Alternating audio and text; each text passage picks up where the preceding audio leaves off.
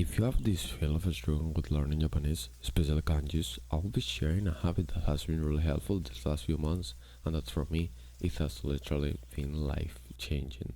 Before telling you the habit, I shall tell you what I have been struggling with so you can actually see if this video is going to be helpful for you. So the first thing was just identifying kanjis.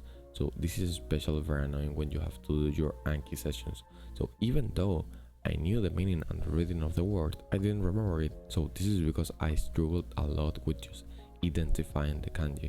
So this happens because some of them are just extremely similar, as you can see on the example right here. So when a radical, that means pinnacle, appears, it was just honestly a pain on the ass when I was on my Anki, truly. Another struggle that I had was that I had lots of uncertainty if I was going to learn how to write or not.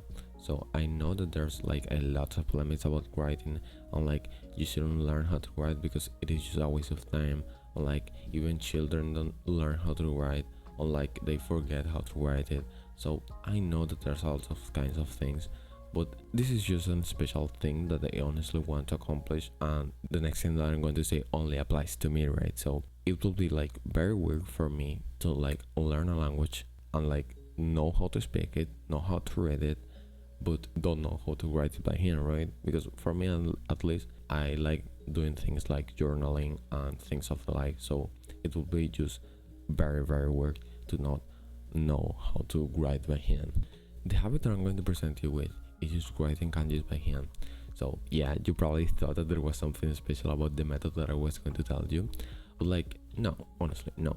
So if you struggle just a lot with identifying the kanjis and you for some reason want to learn how to write as well, you probably should just write kanjis by hand, honestly. So it's not like you're going to spend 1 hour a day from now on writing kanjis by hand. No, that's not going to happen, so you can be quiet. Just literally write kanjis whenever you review them on a daily basis. Honestly, it is just as simple. So whenever you are doing your immersion, like you say you're watching anime, you're watching Jujutsu Kaisen, you are watching YouTube, and you have your subtitles on there. So whenever you go and review that word, if you think that is actually a very difficult word, just literally write it.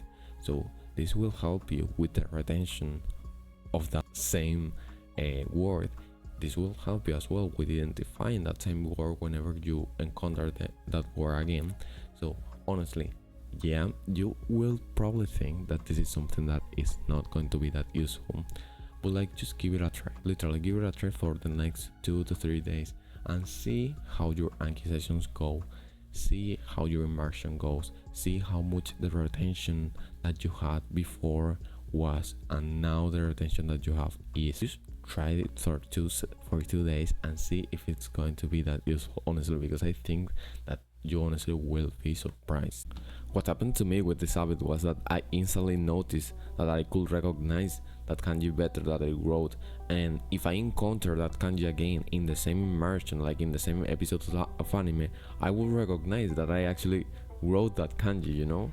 So like that's actually very good. So the next time you do your Anki session or your immersion, write every kanji that it's difficult for you to recognize, so you actually notice the difference, and you will actually thank me for this because I think it is just honestly a very good habit. If this was helpful to you, I would like that you give me a like and subscribe to my channel. Thank you.